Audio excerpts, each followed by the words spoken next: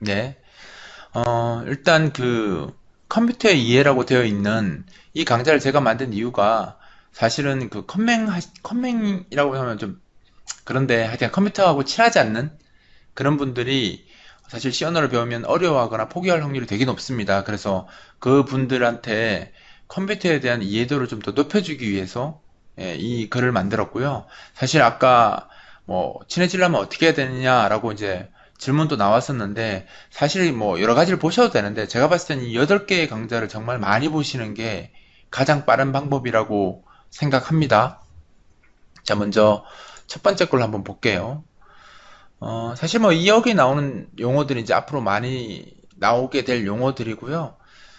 사실 이제 우리가 제일 오해를 많이 하는 것 중에 하나가 저급 언어, 고급 언어, 막 이런 말 나오잖아요. 뭐, 파이썬은 고급 프로그래밍 언어다. 막 이러면 굉장히 프로그래밍 고급스러워 보이죠. 근데 이게 고급이냐 저급이냐 이 차이가 컴퓨터에 가까운 언어다. 그러니까 컴퓨터를 밑에다 그림을 그려놓고 컴퓨터에 가까운 언어들을 밑에 줬고 컴퓨터하고 좀 그러니까 컴퓨터의 하고 좀 거리가 먼 사람한테 더 친숙한 언어는 고급 언어라고 부르고요.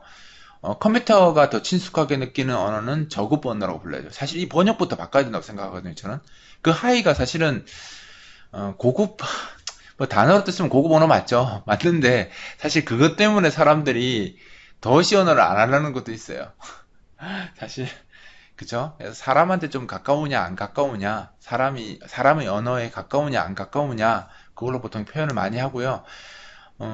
기계어에 가장 가까운 언어가 이제 어셈블리 어이고 제가 이제 블로깅 한 거 보면 어셈블리로 되어 있는 게 많이 있습니다. 왜 그러냐면 저 컴퓨터랑 좀 컴퓨터적인 사고를 좀 하시면 더 빠르게 프로그래밍 언어에 더 이해도가 높아지니까 제가 그런 말을 많이 하는 거고요.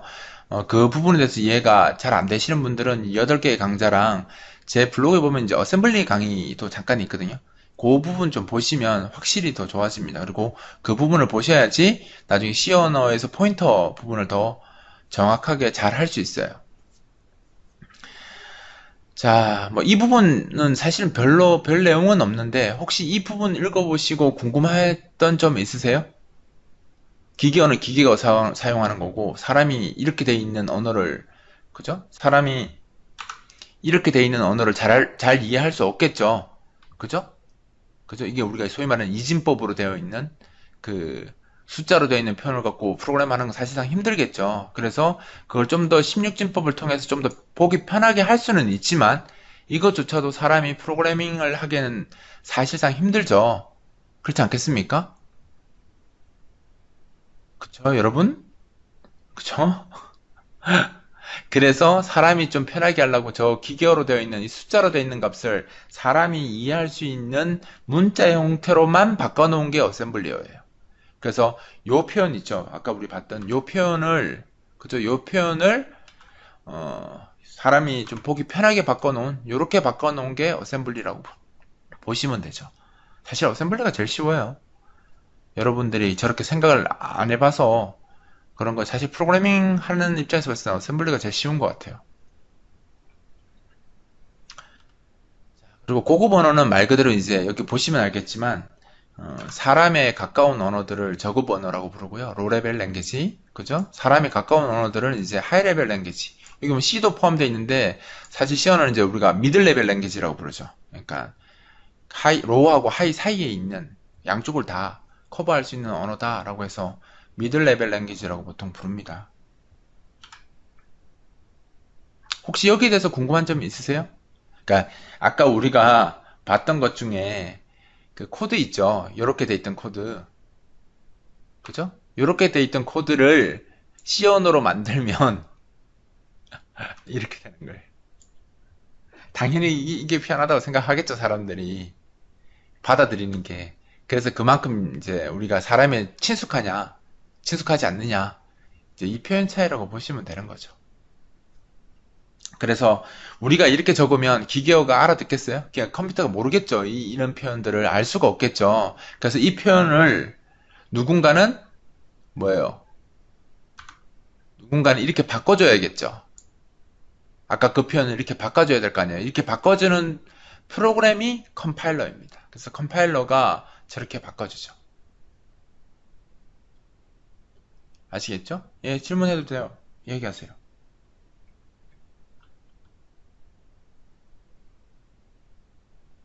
아, 예. 빨리 다른 카페로 넘어가십시오.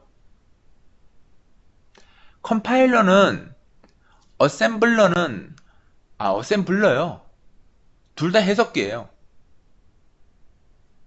근데 사실은 이게 왜 갈랐냐면, 사실은 어셈블러도 컴파일러의 한 종류라고 보시면 되는데, 컴파일러는 완전히 재해석을 하는 거고요. 어셈블러는 말 그대로 그냥 취합만 하는 거라고 보시면 돼요. 그러니까 이 레벨이 좀 다른 거죠. 사실 어셈블리도 넓은 범위에서 보면 해석기이기 때문에 컴파일러 쪽으로 들어가는 게 맞는데, 컴파일러는 말 그대로 언어의 종류가 다른데 그 종류를 변환하는 게 컴파일러고요. 어셈블러는 사실상 변환한다기보다는 취합만 해주는 거예요. 숫자, 그러니까 글자로 되어 있는 거 숫자로만 바꿔주는 거지, 로직에 손을 안 대죠. 그러니까 개발자가 내린 명령어 자체에 손을 안 대는 게 어셈블러인데, 그 취합만 해줘요. 취합만 해주는데, 컴파일러는 사용자가 적은 로직을 자기가 해석을 해서 기계어로 바꿔주는 거죠. 똑같다고 볼 수는 없죠. 난이도로 봤을 때 컴파일러가 훨씬 더 높은 난이도죠. 이렇게 질문하시면 돼요. 그 사람들이 이제 어셈블러냐, 뭐 컴파일러냐, 뭐 이렇게 이야기하는데, 사실은 어셈블러는 컴파일러에 비하면 정말 아무것도 아니죠. 만들기로 치면. 왜냐면 그 명령어마다 다 숫자가 있어서요. 그 숫자로만 바꿔주면 기계어가 되니까, 어셈블리어 같은 경우는 그냥 숫자로만 바꿔주면 기계어가 되기 때문에 사실 딱히 할 게 없어요. 취합만 해주는 거죠. 근데 컴파일러는 다르죠. 컴파일러는 그 적은 구문을 가지고 내가 해석을 해서 거기에 맞는 기계어 패턴을 자기가 생산하기 때문에 훨씬 더 난이도가 높다고 보시면 돼요. 예? 그 한 분은 지금 뭐 이동하신다고 하셨고, 또 다른 분 질문하실 거 있으십니까? 없으세요?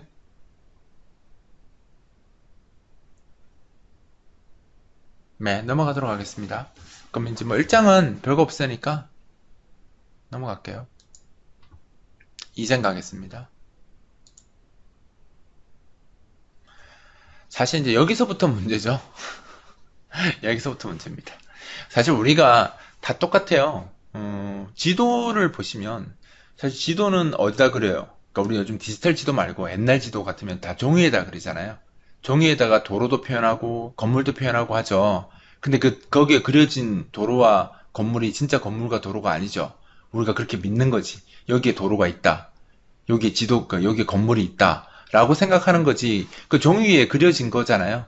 그죠? 그러니까 지도 같은 경우는 모든 정보를 종이에 그림으로 표현한다고 친다면, 컴퓨터는 모든 정보를 메모리에다 표현을 하는 거예요. 메모리에다 그림을 그릴 수가 없죠. 그러니까 다 숫자로 표현해서 어, 모든 걸 표현하기 때문에 이제 우리가 그런 생각을 안 해왔으니까 이제 어렵게 느끼는 거지.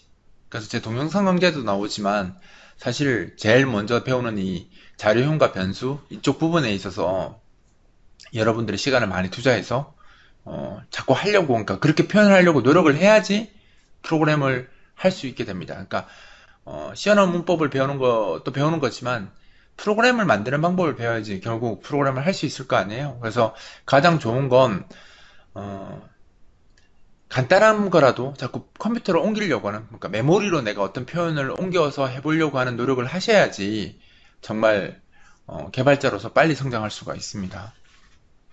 자, 먼저 메모리와 주소가 나오는데, 우리가 이제 컴퓨터에서 모든 데이터는 다 메모리에 저장하도록 되어 있고요.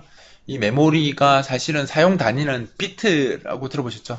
1비트, 0과 1, 두 가지 경우 중에 한 가지 경우를 저장할 수 있는 그 1비트를 최소 단위, 최소 접근 단위죠. 최소 사용 단위이기도 하고를 할 수 있는데, 그렇게 1비트로 단위를 잡으면 어, 관리하기가 힘들죠. 너무 이렇게 세세하게 다 정해야 되니까. 그래서 좀 관리의 편의상 그 8개의 비트를 묶어서 바이트라고 하고, 이 바이트를 메모리 관리 단위로 쓰는 거죠. 그러니까 메모리 접근 단위하고 관리 단위는 다른 거예요.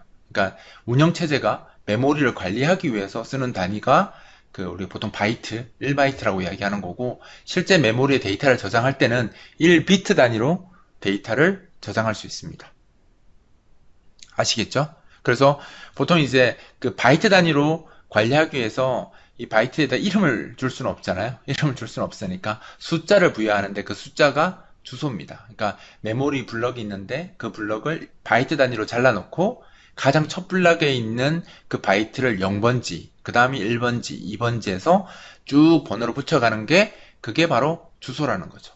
주소는 약간 절대적인 의미를 가지고 있고요. 자기 고유값이라고, 메모리의 고유값이라고 보시면 됩니다. 쉽죠? 뭐 이거는 별로 어려울 게 없으니까. 지금 제가 첫날이고 워밍업 하는 단계이기 때문에 아주 부드럽고 천천히 진행을 할 겁니다. 그러니까 질문 지금 하셔도 됩니다. 혹시 이 부분에서 질문하실 거 있으세요? 저렇게 그 화면에 보이듯이 그죠? 여기 이제 메모리에 1바이트 한 칸이라고 보시면 되고 여기 적혀있는 숫자 있죠? 숫자. 요 숫자를 주소라고 생각하시면 돼요. 그래서 내가 특정 메모리에 가서 어떤 값을 읽거나 쓰거나 하고 싶으면 제일 먼저 뭘 알아야 되겠어요? 무조건 주소를 알아야 되는 거죠. 주소를 알아야지 접근할 수 있으니까. 그래서 주소가 되게 중요한 겁니다. 컴퓨터에서. 주소를 알아야지만 뭔가를 할 수가 있고요. 그 다음에 중요한 게 뭔지 아세요?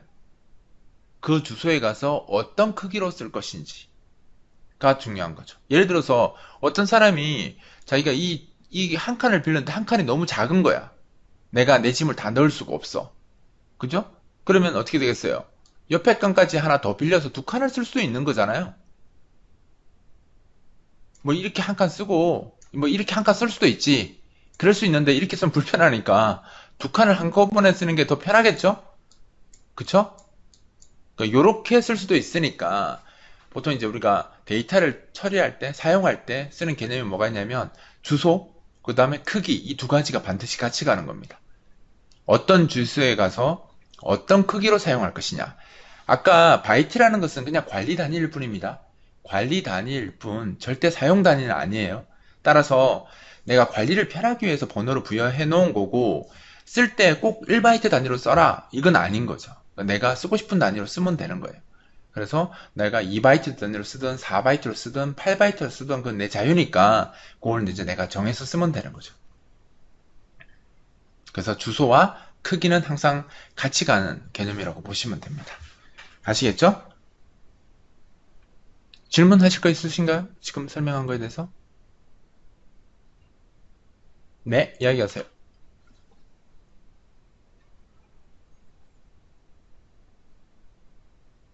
그쵸? 그 크기가 자료형이죠. 그 뒤에 나오잖아요. 요 뒤에 나옵니다. 결국은 이제 크기를 숫자로 해야 되는데, 그죠? 크기를 숫자로 해야 되는데, 그 숫자를 자꾸 틀리는 거예요, 사람들이. 숫자로 해놓으면. 틀리는 거예요. 그래서 그 틀리지 않도록 좀 더 보완하는 정책들이 나왔는데, 그게 자료형이죠. 그건 뒤에 나오니까, 나오면 제가 이야기 드릴게요, 더. 자, 사용 단위. 사실 사용 단위를 꼭 1바이트로 할 필요는 없었죠. 근데 이제 그게 중요한 겁니다. 그 시절에 메모리가 굉장히 작은 시절에 메모리의 주소를 기억하는 것도 또 다른 메모리일 텐데, 그죠? 주소가 크게 되면 저장하는 그 공간도 더 많아야 되겠죠. 그래서 얘들이 고민을 해서 만들어낸 개념이 이제 사용 단위가 되는 거예요. 1비트 단위로 얼마든지 사용 단위를 나눌 수 있었지만 1비트 단위로 번호를 부여하게 되면 지금 주소 체계보다 최소 8배가 더 큰 숫자 값이 나오겠죠. 지금 바이트 단위로 1, 2, 3, 4 올라가니까 지금 이 정도인 거지. 만약 비트 단위로 1, 2, 3, 4 붙였다면 8배는 더 커지는 거잖아요. 그죠? 그러면 주소가 커진다는 뜻은 이 주소를 저장하는 공간도 커져야 된다는 뜻이기 때문에 그 시절 메모리가 극도로 부족하던 그 시절에 그런 방법은 절대 선택을 못했을 거예요. 그래서 이 사람들이 고민한 게 그럼 사용 단위를 어떤 단위로 하는 것이 좋을 건가? 4냐, 8이냐, 10이냐, 16이냐 이걸 따졌겠죠. 그죠? 근데 이것도 사실 통계에 관련된 내용인데 생각해보면 여러분들 삶에 데이터 크기를 한번 따져보면 왜 8바이트, 8비트가 1바이트가 사용 단위가 된지 알 수 있어요. 따져보시면 우리가 쓰는 데이터가 사실 256을 넘는 데이터가 그렇게 많지 않습니다. 근데 16을 넘는 데이터는 너무 많아요. 그래서 4비트는 절대 될 수가 없어요. 그리고 8비트가 되면, 그러니까, 그럼 그 사이에 5, 6, 7은 뭐냐? 걔는 이제 하드웨어적으로 봤을 때 비효율적이기 때문에 5, 6, 7비트 같은 개념은 두기가 너무 비효율적이라서 쓰지 않고요. 그러니까 4의 배수나 8의 배수로 가야 되는데 4비트는 너무 데이터가 적고 8비트면 8비트를 지나면 이제 12비트나 이제 16비트가 될 텐데 10이나 16 되면 이미 이제 숫자가 너무 커지는 거죠. 비효율적일 수 있는 거죠. 공간의 낭비가 심해질 수 있으니까. 그래서 따져봤을 때 그 비교한다면 4, 8, 12, 16 요 네 가지만 놓고 비교해 봤을 때 누가 가장 효율적이냐를 따져봤을 때는 8비트가 가장 효율적이기 때문에 8비트 단위로 사용 단위를 정한 거라고 보시면 돼요. 그러니까 이게 뭐 합리적이냐, 논리적이냐 이런 문제는 아니에요. 그 시절 이제 정하시던 분들이 이제 이게 더 효율적이구나 이렇게 판단해서 정해진 값이라고 보시면 돼요. 그럼 지금 세상에서는 바뀔 수도 있겠죠. 하지만 컴퓨터가 좋아졌을 뿐 컴퓨터에 저장되는 우리 사람의 삶과 데이터는 그 시절이랑 똑같거든요. 이제 컴퓨터가 더 커져서 용량이 더 강하게 처리할 수 있어도 사실은 그 단위를 바꿀 만큼 데이터가 바뀌지 않기 때문에 더 나아져도 그 단위가 지금까지도 지켜지고 있는 거예요. 그때나 지금이나 사람은 거의 같은 수명을 살잖아요. 그죠? 사람은 아직도 바이트 단위를 벗어나지 못합니다. 우리는 아직 200살을 못 살거든요. 그래서 결국은 똑같아요. 그래서 아직까지도 뭐 그 시절에 썼던 개념들이 많이 달라지지 않고 그대로 유지되고 있습니다. 자, 그래서 이제 비트와 바이트 이야기가 나오죠. 그러니까 한 바이트 안에도 사실은 8개의 비트가 있기 때문에 나중에 이제 여러분들이 더 좋은 프로그램을 하려면 이 8개의 비트를 8개로 나누어서 쓸 수 있습니다. 그래서 더 최적화되게 프로그램을 하는 법을 뒤에 더 가면 이제 배우게 될 거고요. 지금은 이제 아직 그런 걸 아직 모르니까 지금은 이제 바이트 단위가 최소 단위라고 생각하고 쓰겠죠. 나중에 이제 비트 연산자, 시프트 연산자 이런 거 배우면 이제 비트 단위로 쓸 수 있습니다. 자, 그리고 여기 크기 보시면 뭐 이게 수학은 아니고요. 그냥 상식선이죠. 많이 보면 그냥 외워지기도 하는 8개의 값입니다. 뭐 이거는 굳이 외우실 필요는 없고요. 하다 보면 하다 보면 당연히 그냥 외워집니다. 그러니까 보시면 이제 이 범위에 있는 숫자들을 다루는 거 값이구나 이 정도를 이제 아시는 게 좋고요. 사실은 이제 이 범위를 외우는 게 중요한 게 아니라 가장 중요한 건 뭐냐면 저 범위에 들어가는 데이터가 무엇일까를 스스로 생각하는 게 되게 중요합니다. 이게 여러분들한테 주어졌을 때 그게 몇 비트의 데이터일까? 이 연습하는 게 개발자의 첫걸음이라고 보시면 돼요. 예를 들어서 달 정보, 월 있잖아요, 월. 몇 월? 그 몇 비트에 들어갈 것 같아요? 그쵸? 74? 4비트죠, 4. 놀래가지고 74라고 쓰고 또 잽싸게 지우시네요. 자, 4비트면 16이니까, 그죠? 16인가, 우리가 달력은 12까지밖에 갈 수 없잖아요. 그죠? 그래서, 저렇게 4비트면 된다. 요런 생각? 이런 생각이 결국은 개발자가 되는 거예요. 막 어려운 문법을 배우는 것보다 사실은 우리가 어떤 데이터를 어떻게 저장하고, 어떻게 가져와서 어떻게 연산하고, 사실은 이런 것들을 배우는 게 진짜 프로그램이라고 생각하시는 게 맞죠? 그죠? 그래서 하나만 더 해볼까요? 우리 나이 하면 몇 비트 필요하겠어요? 나이. 7비트 안 될걸요? 지금 128살 넘는 사람이 살아있을걸요? 그게 되게 웃긴 게 옛날에는 지금 130살인가 있을걸요? 8비트 있어야 될 겁니다. 넘어갔어요, 이제. 사람이 7비트를 극복했습니다. 몇 년은 아니죠. 한 10년 전만 해도 제가 알기로는 7비트로 됐는데 지금은 넘겼어요. 제가 알기로 넘어간 사람이 있어요. 그래서 이제 사람은 8비트입니다. 1비트 증가했죠. 그쵸? 자, 그럼 하나 더 해볼까요? 우리 초나 분 정보는 어디다가 저장해야 될까요? 6비트? 맞죠? 초는 0에서 59까지 나오죠? 그죠? 0에서 59. 분도 0에서 59. 그죠? 그러면 6비트만 있으면 저장할 수 있습니다. 그러니까 어려운 공부가 아니라 사실은 이런 게 개발자 프로그래밍 언어를 배우는 거예요. 그리고 프로그래밍을 배우는 거죠. 그래서 C 언어를 배우는 건 C 언어는 프로그래밍 언어들 중에서 하나인 거고요. 그 문법을 이제 문법의 한 종류인 거죠. 프로그래밍 언어를 표현하는 하나의 그죠? 언어일 뿐이기 때문에 사실은 이제 그런 문법을 배우는 것도 중요하지만 지금처럼 이렇게 데이터를 어떻게 표현하고 뭐 어떻게 관리되고 이런 것들 연습하는 게 사실 프로그래밍의 첫걸음이라고 보시면 되죠. 자, 그럼 여기 더 질문하실 거 혹시 있으세요?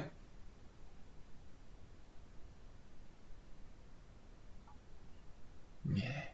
창길님은 아까부터 조용히 있다가 무조건 질문 없다고 빨리빨리 넘어가라고.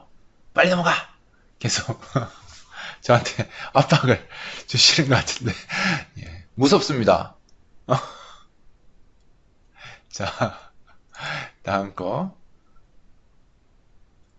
자, CPU. 우리가 결국 사용해야 될 이거죠. 그죠? CPU. CPU가 많이 나옵니다. 그래서 요즘 CPU가 점점 더 좋아져서 사실 기술이 많이 바뀌었어요. 많이 바뀌었는데, 사람들이 아직도 C 언어 가르치시는 분들도 마찬가지고, 프로그래밍 언어 가르치시는 분들이, 사실 아키텍처에 대해서 중요성을 잘 이해를 못 하시는 분들이 많은데, 사실은 그 자료구조보다는 아키텍처가 훨씬 더 중요하거든요. 그 자기가 쓰는 플랫폼에서 아키텍처가 어떻게 됐느냐에 따라 가지고 어떻게 프로그래밍을 하느냐가 완전히 달라질 수 있기 때문에 사실은 CPU에 대한 이해도 되게 중요한데 뭐 여러분들 뭐 CPU 공부하라는 건 절대 아닙니다. 나중에 정말 나중에 내가 고급 엔지니어가 되어서 정말 할 짓이 없다. 그러면 이제 그 컴퓨터 아키텍처 같은 것도 같이 공부해 보면 좋다. 뭐 그런 겁니다. 그럼 자기의 어떤 프로그램에 대한 심도도 더 깊게 더 만들 수 있으니까 그때 이제 공부하시면 되는 거고 지금은 절대로 뭐 아키텍처를 뭐 공부 열심히 하겠다 이러실 필요는 전혀 없습니다. 이렇게 생긴 게 CPU라고 보여드리는 거고요. 예, 그쵸? 이렇게 생기는 게 CPU 이제 여기다가 보드에다가 이렇게 장착하죠. 제가 이거 왜 보여드리냐면 최소한 여러분들이 컴퓨터에서 프로그램을 할 텐데 CPU가 어떻게 생긴지를 알아야 될 거 아니에요. 그리고 저 CPU가 어떻게 컴퓨터에 꽂혀 있는지를 아셔야 될 거 아니에요. 한번 열어보시면 이거 쿨러에 가려서 얘 모습 못 볼 거거든요. 그렇지 않겠습니까? 지금 쿨러가 다 붙어 있기 때문에 CPU, 그 컴퓨터 뜯어보셔도 CPU 구경도 못 해요. 그쵸? 그래서 구경하시라고. 요렇게 생긴 게 CPU다. 이게 그렇게 비싼 놈이구나. 이거 여러분들 보여드리려고 이렇게 사진 내는, 그래서 이 과목이 컴퓨터의 이해입니다. 내가 컴퓨터라는 애랑 친구가 돼야지 프로그램을 잘하게 될 텐데, 최소한 걔 얼굴은 봐야 될 거 아니에요. 얼굴은 봐야지 친해질 거 아닙니까? 그래서 제가 이런 내용을 적어 놓은 겁니다. 자, 이게 이제 물리적인 장치는 이렇게 되어 있고요. 우리가 이제 논리적으로 봤을 때 이제 CPU가 이런 형태로 되어 있다고 보시면 되는 거죠. 연산 장치랑 결국 컴퓨터는 계산기예요. 계산기, 아주 거대한 계산기. 그래서 연산을 할 수 있는 장치로 되어 있고 제어 장치와 레지스터라고 있는데 레지스터가 CPU 안에 들어있는 메모리예요. 그리고 이제 외부 인터페이스, 그러니까 CPU 밖에 있는 애들하고 통신할 수 있는 인터페이스, 그러니까 장치들 이렇게 되어 있습니다. 그래서 CPU는 주로 이제 연산 장치와 제어 장치 그리고 레지스터 이거 갖고 작업한다고 보시면 돼요. 사실 저 내용에 대해서는 심각하게 아실 필요는 없고 아까 제가 얘기했지만 상식, 그쵸? 상식 누가 이야기했을 때 뭐 연산 장치나 제어 장치를 이야기했을 때 이렇게 하시면 안 되고 실제로 보고 그렇지 CPU 안에는 연산 장치가 있지, 레지스터라는 게 있지, 이 정도는 아셔야 된다라는 거죠. 그래서 저 연산장치, 제어장치, 레지스터 이런 말 나왔을 때 막 당황하시면 안 되고 그치 우리 친구한테는 그런 게 있었지. 예, 이 정도는 알고 계셔야 되기 때문에 제가 여기다 쭉 적어 놓은 거고요. 시간 나실 때마다 이 친구하고 친해지셔야 될 거 아니에요. 여기 이제 그 친구의 스펙에 대해서 쭉 읽어보시면 좋습니다. 굳이 이거는 설명 안 할 거예요. 그냥 알아도 되고 몰라도 되고 그 친구의 족적입니다. 이건 좀 보시면 되고 그냥 상식입니다. 이 동작 과정인데 이제 컴퓨터 CPU가 어떻게 명령어를 처리하느냐에 대한 이야기죠. 이것도 이제 친구를 알아가는 과정이니까 쭉 읽어보시면 됩니다. 그러니까 명령어 자체는 사실 이렇게 숫자로 되어 있고요. 그죠? 이렇게 숫자로 되어 있고 이제 이걸 이제 우리 어셈블러로 쓰면 이렇게 되는 거죠. 왜냐면 이렇게 적으면 여러분들이 이게 무슨 뜻인지 전혀 모를 테니까 제가 어셈블러로 표시한 겁니다. 이 move라는 게 그 이동한다, 그죠? 메모리를 이동시킨다. 그러니까 메모리에 있는 값을 이동하는 거죠. 메모리가 이동하지는 않을 테니까 메모리에 있는 그 값을 이동한다는 뜻인 거고, 우리가 뭐 어떤 값을 대입할 때 어떻게 대입해요? 우리가 수학을 할 때 뭐 x는 3 이렇게 적지 않나요? 그죠? 데스티네이션이 보통 왼쪽에 적히고요. 소스가 오른쪽에 적히죠. 여기서 일로 값이 대입되잖아. 그치? 그렇기 때문에 기계어도 다 그렇게 표현이 되어 있습니다. 아, 목적지. 그러니까 우리가 보통 이걸 소스라고 부르고요. 그러니까 원값. 그죠? 대입되는 값. 그죠? 이렇게 한글로 쓸게요. 이게 대입되는 쪽. 그죠? 대입되는 쪽이 왼쪽에 있고요. 대입을 시켜주는 쪽이 이제 오른쪽에 있죠.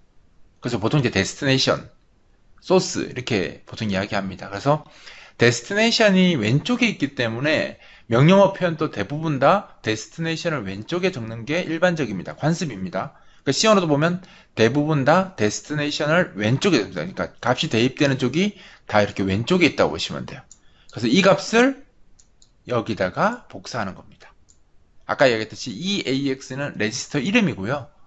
우리가 이제 그 CPU 밖에 있는 메모리는 주소로, 그죠? 번호로 이야기하고요. CPU 안에 있는 메모리는 이렇게 고유 명칭이 있습니다. 얘들은. 그래서 각각의 애들이 몇 개 안 되고요. 역할이 다 있어서 고유 명칭으로 적어놨어요. 그래서 이 AX라는 저 레지스터에다가 여기 있는 값을 복사하겠다. 이 뭐 자세한 내용은 아직 모르셔도 되고요. 그냥 아, 저런 명령이구나. 이렇게만 알고 넘어가시면 됩니다. 그래서 이런 명령어들을 반대로 동작하겠죠? 여기 있는 내용이 여기 복사되겠죠. 반대로 적으면.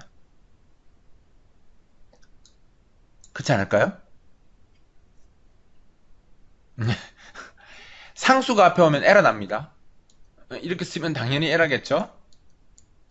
그렇지 않을까요? 상수에는 값을 대입할 수 없으니까. 그쵸? 그래서 요거는 에러가 나죠. 그쵸? 근데 둘 다 변수면 상관없죠.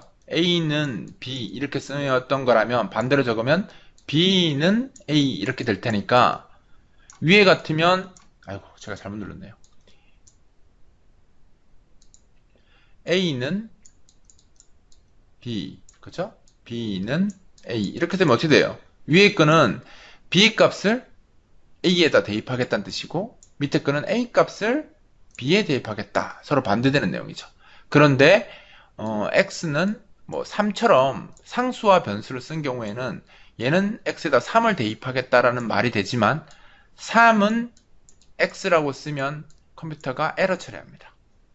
왜냐하면 3은 바꿀 수 없는 값이기 때문에. 그죠? 그래서 이건 처리가 되지 않습니다. 에러가 나요. 예. 상수의 값 대입 못합니다. 그럼 왜 상수의 값을 못 대입해요? 얘들이 정해준 너무 룰이에요. 그죠? 룰입니다. 상수는 가치 판단의 기준이기 때문에 상수 값을 바꿀 수 없도록 해놨어요. 똑같잖아요. 예를 들어서, 내가 생각하는 10원의 단위랑 친구가 생각하는 10원의 단위가 다르면 서로 교환이 안 되겠죠? 그렇지 않습니까? 서로 가치 판단에 대한 기준이 맞아야지 뭔가 교환하든 말든 할 거 아니에요? 그래서 상수라는 게 어떤 역할이냐면 프로그래밍 언어에서 가치 판단의 기준이에요. 그래서 걔는 바꾸면 안 되는 거지. 바꾸는 그 순간 가치 판단의 기준이 없어지는 거니까. 따라서 이 언어에서는 상수는 그 가치 판단의 기준이기 때문에 못 바꾸도록 되어 있습니다. 그래서 에러 다 띄워져요. 예. 에러가 납니다. 자, 또 다른 질문을 할게 좀 질문하셔도 됩니다. 제가 급하게 시작하다 보니까 예, 펜을 안 꽂아놔서 마우스로 적다가 자꾸 실수를 하네요. 더 없으시죠? 넘어갈까요? 이 나중에 생각을 해보세요. 그 동영상 강좌가 시작할 텐데 사람들이 봤을 때 아, 참 반응이 그렇구나 이렇게 생각하면 제가 얼마나 씁쓸하겠습니까? 여러분들이 좀 더 격렬하고 더 적극적으로 질문을 하셔야지 예, 사람들이 이 동영상 강좌로 보려고 하지 않겠어요? 너무 루즈하게. 이렇죠? 네. 저렇죠? 네. 질문 있나요? 없습니다. 이렇게 하면 맞아요. 지금 초반이니까 그럴 수 있어요. 우리 이제 워밍업이니까. 그 제가 동영상에 자꾸 워밍업이라고 이야기하는 게 변명하는 겁니다. 사람들한테. 이 영상을 보실 분들한테 변명하는 거죠. 지금 우리는 워밍업 하고 있습니다. 라고 변명하고 있는 거예요. 자, 그 다음 거 할까요? 3번까지 했고, 그쵸? 열정적으로 들으시면 됩니다. 자, 그 다음에 이제 읽고 쓰는 거에 대한 이야기. 이게 사실 이게 진짜 프로그램이고요. 사실 여기서부터가 진짜라고 보시면 되죠. 그러니까 우리가 프로그램에서 결국 한다라는 게, 프로그래밍을 한다는 게 뭐냐면, 메모리에 데이터를 집어넣고요. 그 저장했던 데이터를 꺼내와서 연산하고, 또다시 집어넣고, 이거의 반복이라고 보시면 돼요. 그래서, 이제, 메모리를 어떻게 쓰고, 그죠? 어떻게 읽는지, 이게 사실 되게 중요한 내용이죠. 그래서 이 내용을 또 어떻게 읽느냐에 따라서 얘가 일반 변수가 될 수도 있고, 포인터가 될 수도 있고, 뭐 이렇게 갈라지는 겁니다. 자, 이거 한번 볼까요? 메모리는 바이트 단위로만 사용하니까 이게 제일 큰 착각인데, 바이트 단위는 관리 단위죠. 그러니까 내가 관리할 때 운영체제가 순전히 메모리를 관리하기 위한 관리 기준이 필요해서 바이트 단위로 관리하는 거지 사용 단위가 절대 아닙니다. 그래서 사용은 자기 마음대로 할 수 있어요. 즉 이렇게 한 바이트를 쓸 수도 있지만 그죠? 이렇게 한 바이트를 쓸 수도 있지만 이렇게 자기가 원하면 두 바이트를 써도 상관이 없습니다. 그죠? 그럼 1은 1바이트 쓰겠다고 한 거고 그죠? 얘는 2바이트를 쓰겠다 한 겁니다. 즉 자기가 사물함으로 제가 여기서 많이 비유했는데 자기 짐이 적으면 그냥 한 칸, 사물함 한 칸을 쓸 수도 있지만 자기 짐이 많으면 한 칸을 못 쓸 수 있겠죠? 두 칸을 써야 되는 경우도 있습니다. 그건 자기가 판단하는 거잖아요. 남이 판단해 주는 게 아니라 개발자가 판단해서 아 내가 써야 될 데이터가 1바이트 안에 다 못 들어갈 것 같다 라고 생각하면 이렇게 2바이트를 쓰겠다라고 이야기해 주면 되고요. 컴퓨터한테 이야기해 주면 되는 거죠. 나 2바이트 쓸 거야 라고 하시면 되고 1바이트로 충분하면 1바이트 쓸 거야 라고 하시면 되는 거죠.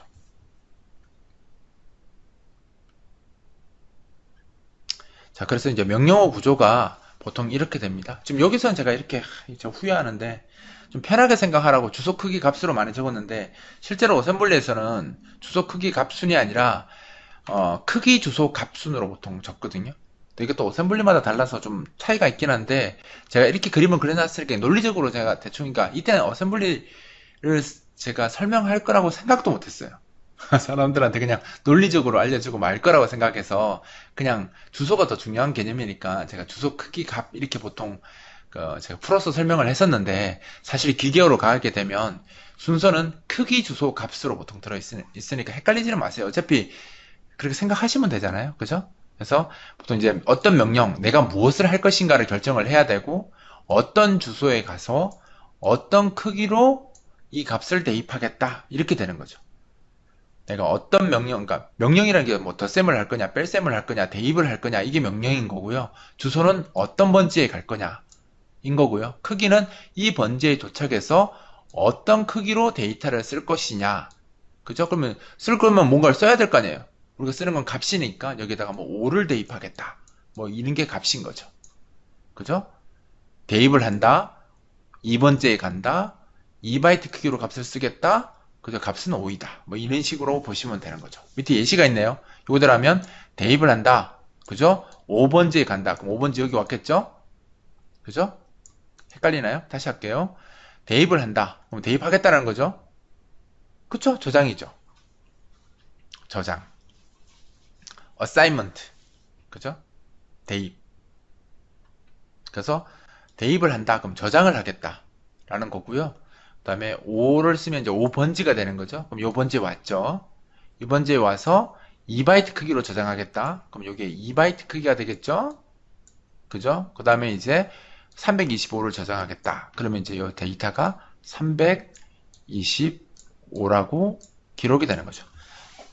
자, 여기 보면 숫자가 325면 1바이트 안에 절대 못 들어가겠죠?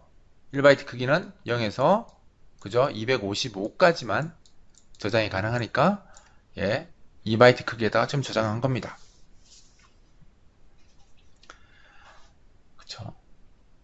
그럼 사실 저장, 대입 둘 다 써도 되는 용어입니다. 저장이라고 하셔도 되고 대입이라고. 그러니까 원래 이제 명령어 자체는 move라고 돼 있잖아요. 영어로 move, M-O-V-E. 그죠? MOVE가 이제 그 명령어 이름이고요. 이동한다. 그러니까 값이 이동한다. 뭐 이런 뜻인데 결국은 대입하는 거죠.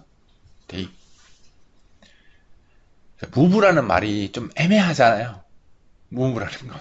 그죠? 그래서 move라는 용어가 맞는데 사실 명령어 이동하는 거예요. 값이 이동하는 거니까. 근데 우리나라 말로 얘기하면 대입이 더 적합한 용어이기 때문에 이제 사람들이 대입이라고 이야기하죠.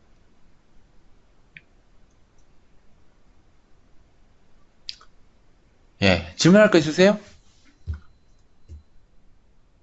질문. 네, 이야기하십시오.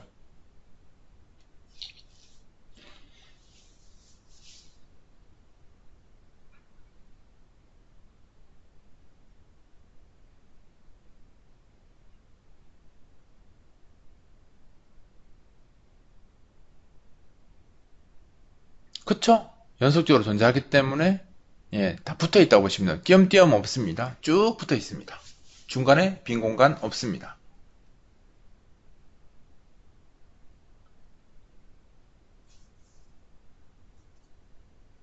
그렇게 만들어져 있어요.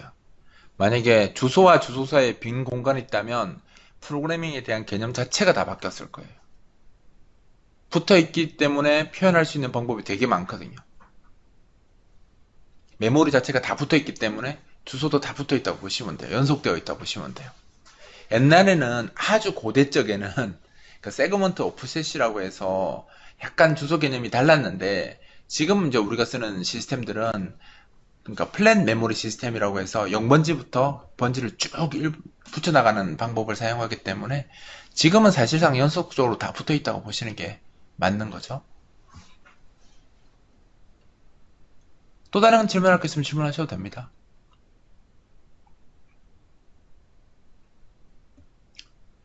크기 1의 값, 에러가 발생하지 않죠. 값이 손실됩니다. 여러분들 그 물그릇이 있는데 그 물그릇에 물 많이 부으면 어떻게 돼요? 그 물을 그릇을 넘어가는 물을 부으면 어떻게 됩니까? 그릇이 깨집니까? 깨지지 않죠. 어떻게 돼요? 물이 넘치죠. 자기를 넘어서는 양은 다 넘치잖아요. 그거 다 잃어버리는 겁니다. 컴퓨터도 똑같아요. 325가 저장이 안 되니까 넘친 만큼이 사라집니다. 아니죠. 325, 그러니까 이렇게 된다고 보시면 돼요. 아, 이 펜이 필요할 것 같은데, 진짜. 이렇게 보시면 돼요. 8개의 비트가 있는데, 그러니까 숫자로 그냥 적을게요. 255가 사실은 최대 들어가는 값이죠. 그죠? 그럼 여기다가 더하기 1을 하면 256이 돼야 되는데 256이 저장을 못하는 거죠. 왜냐하면 0에서 255면 200, 이거 자체가 이미 256개이기 때문에 256이 없는 겁니다. 따라서 256이 되는 순간에 값이 0이 됩니다. 0이 됩니다.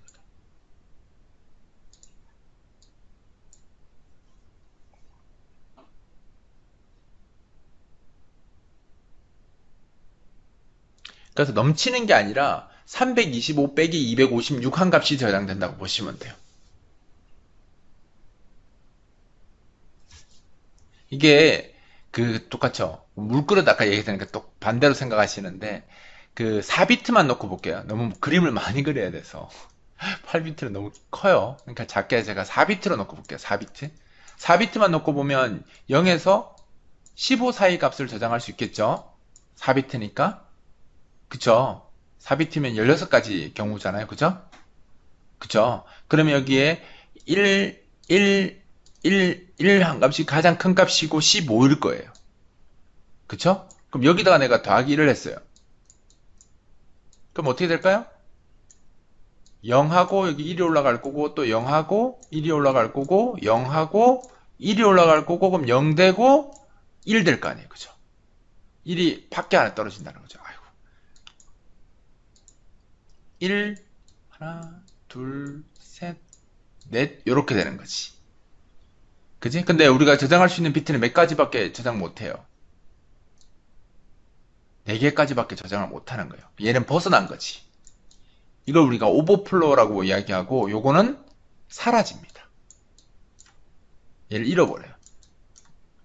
그래서 그 넘친 값이 사라지기 때문에 조금 남는 것만 남는 거죠. 그럼 우리가 아까 이 4비트 시스템에다가 내가 17을 저장하면 값이 뭐가 되겠습니까? 17을 저장하면 이 값은 1이 된다고 보시면 되는 거예요. 저장을 못하니까 16까지 넘쳐서 날아가 버리고 1만 남게 되는 거죠. 아시겠습니까? 예, 이렇게 생각하시면 됩니다.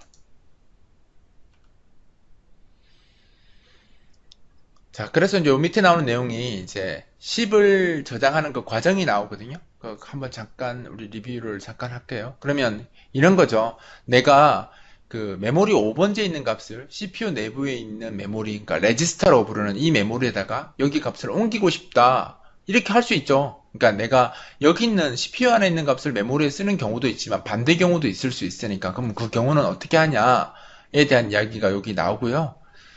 어, 그쵸? 아, 이거 증가시키는 이야기인 거구나. 아, 제가 설명을 잘못할 뻔했네요.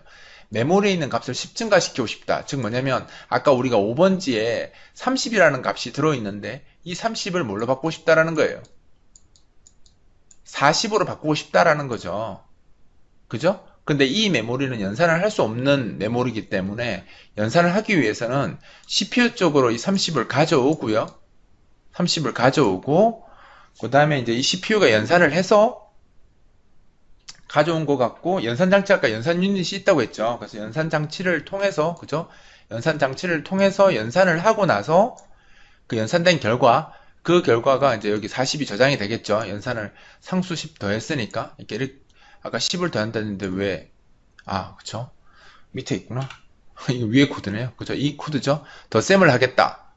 AX 레지스터에 있는 값을 10을 더하겠다. 그러면 이제 결과가 어떻게 나오냐면 보시는 것처럼 40, 그러니까 30에다가 이 10을 더해서 여기 AX에 다시 집어넣기 때문에 여기 40이 여기 들어가는 거죠. 그러니까 얘가 AX는 우리가 말하는 AX 플러스 10이라고 보시면 돼요.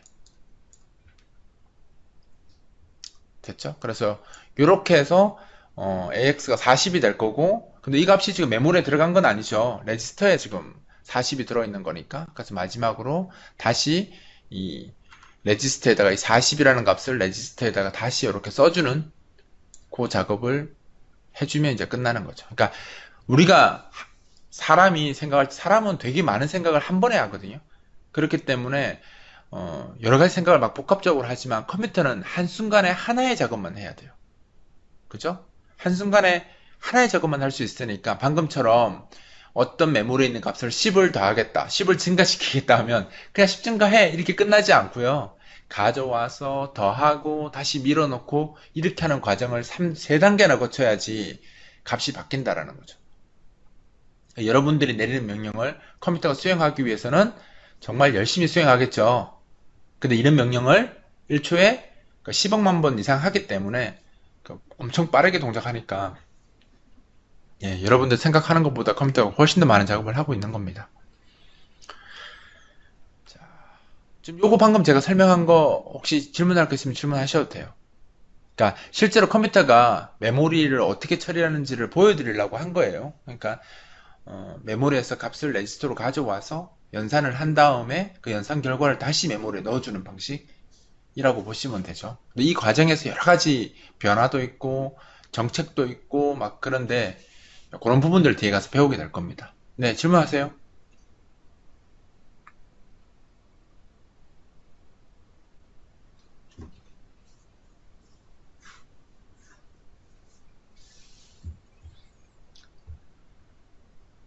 주소에 해당하냐고요? 아니죠? 어디 말하시는 거죠? 레지스터도 값을 저장하는 거예요. 레지스터가 메모리이자 값을 저장하는 연산을 할 수 있는 메모리거든요. 그래서 이렇게 하면 대입 값이 레지스터가 주소에 해당하냐고요? 그러니까 레지스터는 주소가 아니고요. 고유 명칭을 가진 장치예요, 장치. CPU 안에 들어있는 고유 장치라고 보시면 되죠. 메모리를 저장하는 장치라고 보시면 되죠. 그 이름이 부여되어 있어요. 주소가 들어가 있는 게 아니라. 뭐 어떻게 보면 내부적으로 어차피 다 숫자 쓰기 때문에 결국 AX 저 레지스터도 숫자로 바뀌니까 숫자라고 하셔도 되죠. 근데 주소의 개념이랑은 좀 차이가 있죠. 고유 숫자는 맞는데 주소는 아니죠.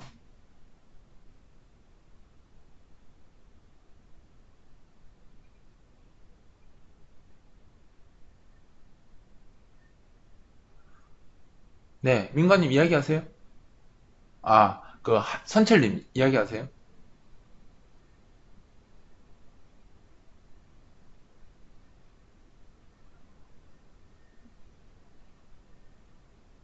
비쌌어요. CPU 안에 들어가는 메모리가 엄청 비싸요. 그 단가 문제인 거죠. 램은 엄청 싼데요. 레지스터는 엄청 비싸요. 그래서 여러분들 CPU 가격 차이 나는 거 보시면 CPU 내부 안에 메모리가 얼마나 들어있느냐로 가격 차이가 결정되는 거예요. 그 엄청 비싼 CPU들 있잖아요. 클락은 비싸가는데 저 CPU는 왜 저렇게 비싸? 그러면 그 CPU 안에 메모리가 엄청 들어있는 거예요. 여러분들 나중에 CPU 선택할 때 저희 같이 개발하는 사람들은 그 CPU에 메모리가 많이 들어있는 걸 쓰시는 게 좋아요. 그래서 셀러론이라는 그 옛날 CPU 나왔던 거 있죠. 게임하는 그 제온 CPU 같은 게 좋죠. 저희들한테는. 그러니까 제온 같은 CPU가 안에 램이 그 메모리가 많이 들어있고 성능도 괜찮은 더 이렇게 연산을 잘하게 되어 있는 CPU고요. 그 게임 같은 경우에는 굳이 그럴 필요가 없으니까 게임은 그래픽 카드 싸움이잖아요. 그러니까 게임할 때는 이제 CPU 급 자체가 그렇게 좋은 게 그닥 이득이 없고요. 우리 같이 이제 프로그래밍 하는 사람들한테는 컴퓨터가 CPU가 좀 많이 성능을 좌지우지 하는데 여러분들 실력에서는 아직까지 그런 영향을 미치지 않습니다. 여러분들은 어떤 CPU 쓰셔도 다 비슷하다고 봐요. 한 i5 정도만 사셔도 충분히 가능합니다. 나중에 좀 프로그램을 좀 격렬하게, 격렬하게 하실 때쯤 돼야 CPU 차이를 느끼겠죠. 지금은 전혀 상관없으니까. 예. 결국은 돈 문제예요. 돈 많으면 CPU 안에 메모리 많은 게 있는 게 최선이죠. 왜냐하면 CPU 안에 그 있는 거하고 밖에 있는 거하고요. 그냥 불편한 거의 문제가 아니고요. CPU 안에 있는 메모리의 속도랑 CPU 밖에 있는 저 램에 있는 속도랑 속도 차이가 어마어마해요. 그러니까 비교 대상이 아니에요. 그러니까 성능 차이가 엄청나요. 그래서 나중에 이제 프로그램을 잘 하는 사람들은 가능하면 저 외부 메모리 접근 횟수를 줄이려고 노력하죠. 외부 메모리에 접근하는 순간 퍼포먼스가 뚝 떨어지니까. 그래서 이제 그런 것들을 얼마나 계획하에 잘 하느냐가 결국은 이제 개발자들 실력 차이가 되는 거죠. 그쵸? 잘 알아야죠. 그래서 잘못해서 이제 막 메모리를 왔다 갔다 이렇게 많이 하면 성능 저하가 발생하죠. 물론 요즘은 이제 컴파일러가 워낙 똑똑해져서 그런 것들을 이제 횟수를 줄이기 위해서 컴파일러가 이제 코드 만들어 줄 때 많이 노력하는데 사실상 컴파일러도 간단한 코드는 잘해주는데 조금만 꼬아 놓으면 잘 번역 못해요. 쟤도 프로그램이거든요. 정해진 상황만 번역하기 때문에 사실 그게 맞아요. 왜냐하면 개발자가 의도하지 않는 그런 걸로 번역되는 게 더 무서운 거거든요. 그렇잖아요. 자기의 표현을 정확하게 해주는 게 맞는 거지. 그러다 보니까 약간 직설적으로 번역을 많이 해요. 컴파일러들이. 그러니까 예측을 못하는 게 아니라 오해가 될 수도 있으니까 그러니까 잘못 번역, 오역이 될 수 있기 때문에 오역은 안 되도록 그렇게 컴파일러를 만들어 놨어요. 그러다 보니까 어, 컴파일러가 아무리 최적화를 잘해줘도 한계는 있죠. 개발자가 잘 알면 개발자가 해주는 게 제일 좋아요. 예, 알겠습니다. 주의하겠습니다. 이 끝을 봐야 될 것 같아서. 자, 지금 이제 거의 끝난 것 같은데 여기 질문할 거 있으면 질문하셔도 됩니다. 나중에 CPU 사실 때도 그 보면 메모리 얼마 들었다, 뭐 캐시 양이 어떻다 이런 거 보시면 왜 비싼지 아시게 될 겁니다. 괜히 쓸데없이 비싼 경우 없습니다. 다 이유가 있죠. 자, 질문할 거 있으면 질문하셔도 돼요. 없습니까? 넘어갈까요?